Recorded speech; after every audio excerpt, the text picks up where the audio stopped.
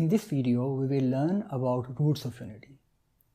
Consider an equation z raised to power n equals to 1.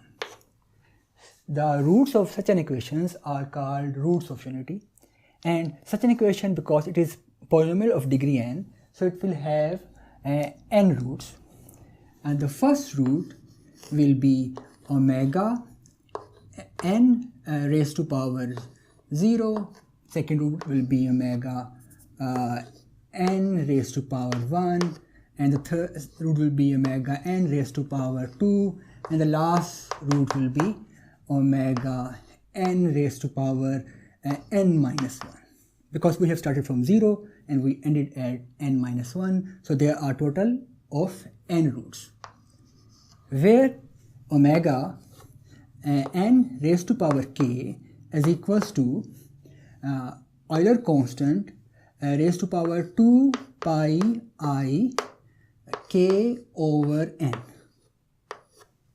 So let's understand it with an example.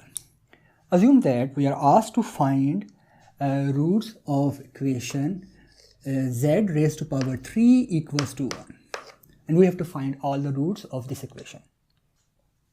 According to this technique, we will say that this equation will have three roots, which will be omega 3 raised to power 0 and omega 3 raised to power 1 and omega 3 raised to power 2, where omega 3 raised to power 0 will be Euler constant raised to power 2 pi iota 0 over 3.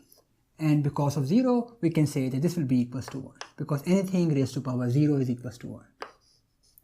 Similarly, omega 3 raised to power 1 will be Euler constant raised to power 2 pi iota 1 over 3, so over 3. And omega 3 raised to power 2 will be Euler constant raised to power 2 pi iota and 2 over 3. So basically we can say this 2 times 2 is 4, so it will be Euler constant raised to power 4 pi I over 3.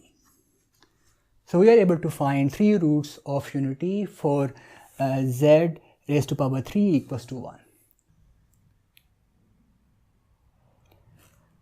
So we have three different forms of complex number. Number one was exponential form.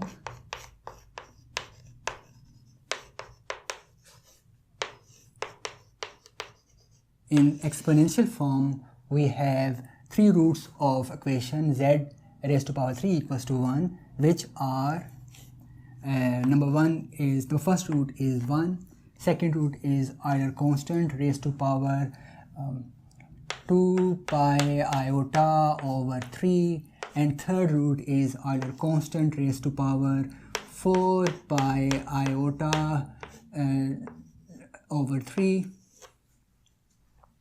Now we have to express those roots in modulus argument form.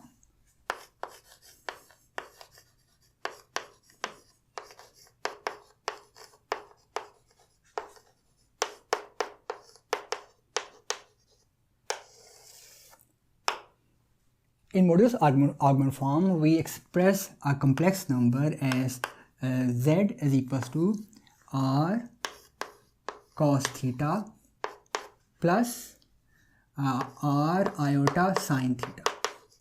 So we have to express all of those complex roots in this form. In exponential form, we represent these complex roots as this is basically r Euler constant raised to power I theta. So we can extract a radius, which is r, and an argument, which is theta, from here. So our three roots in modulus argument form will be 1, because 1 is already in the correct form, and second root is going to be r. In this case, our radius is 1, so we will say 1. We don't have to write 1. And cos and theta is going to be 2 pi over 3. So cos 2 pi over 3 plus iota sine, once again our radius is 1, 2 pi over 3. This is my second root in modulus argument form. Now what will be my third root in modulus argument form? It will be cos 4 pi over 3 plus iota sine 4 pi over 3. So now I have written all of my roots in modulus argument form. Lastly, I want to write these roots in Cartesian form.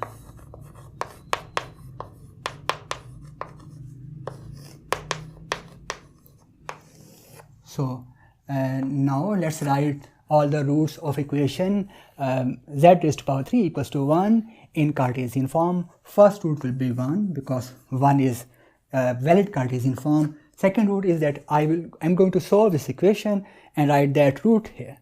So cos 2 pi over 3 is minus 1 over 2. I think minus 1 over square root of 2.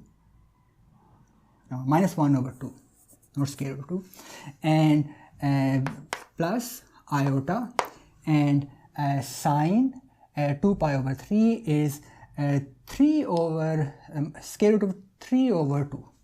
Yes, square root of 3 over 2.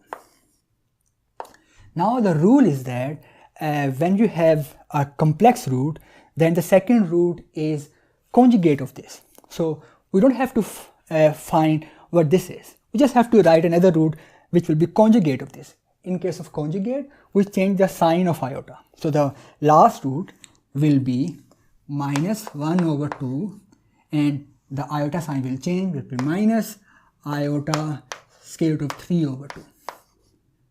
So we have written all the roots of z raised to power 3 equals to 1, cubic roots in exponential form, in modulus argument form, and in Cartesian form.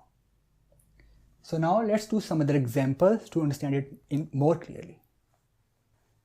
In this example, we are given a polynomial z raised to power 3 equals to 8. We are asked to find roots of this polynomial. So first of all, we will do cube root of this polynomial. That means we will cube root both sides. So we will say that z is equals to 2. And this will be our one root. And because this polynomial has degree of 3, so the polynomial will have 3 roots. The other 2 roots will be complex. And those roots will be similar to these roots that we have already found. Only difference is that in this case our radius will be 2 instead of 1. And in the first root we have found the radius, which was 2. Similarly here radius was 1 in the first root. So the second root, we can write these roots in all 3 forms. In this form we have to write radius here. So if we want to write these 3 roots in exponential form, we will have first root as 2 in the exponential form. Second root will be 2, because in exponential form we write radius times Euler constant raised to power I theta. So in this case our second root will be radius, which is 2, Euler constant raised to power 2 pi I over 3, and the third root will be 2 Euler constant raised to power 4 pi I over 3. Similarly, we can write these roots in modulus argument form, but let's write them in Cartesian form. So in Cartesian form, my roots will be, first root will be 2, because 2 is valid Cartesian form. In the Cartesian form, my second root will be minus 1 plus iota square root of 3, because I have multiplied this by the radius, which was 2. Similarly, I multiply this but with the radius, which will be 2. So my third root will be, or my third root will be simply conjugate of this. That means I will write this again, but my iota sign will flip. So my third root will be minus 1, and because iota was positive here, it will become minus iota square root of 3. So these are my 3 roots for the equation z raised to power 3 equals to 8. Let's do another example. In this example, we are given an equation z minus 5 raised to power 3 equals to 8. We have to find roots of these equations. An obvious way to solve this equation could be that we take cubic root on both sides and then we find one solution. And we consider that solution as radius and proceed further. But that is the wrong way. What we will do is that we will first substitute z minus 5 with something else. We will say z minus 5 is equals to, say, y.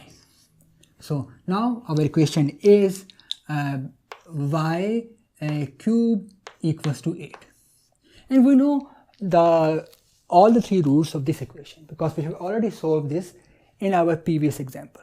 So our 3 solutions of y raised to power 3 equals to 8 are 1 minus 1 plus iota square root of 3, and the third solution is minus 1 minus iota square root of 3. Because these are the solutions of y, and we know that y is equals to z minus 5. So to find solution of z, we have to add 5 in y. So our solution of z will be that we have to add 5. So one solution, I written this wrong here, it would be 2 here. So sorry, this will be 2 here. So first solution was 2. Remember in the last example. So the first solution will be 2 plus 5. So first solution will be 7. And the second solution will be this plus 5. So when we say minus 1 and when we add 5 in this whole complex number, then we are basically adding 5 in minus 1. So our solution will be plus 4 plus iota square root of 3. The last solution is that we add 5 in this number. So our solution will be 4 minus iota square root of 3. And this is our solution of this example. So that is it for this video. I hope to see you in the next video. Stay tuned.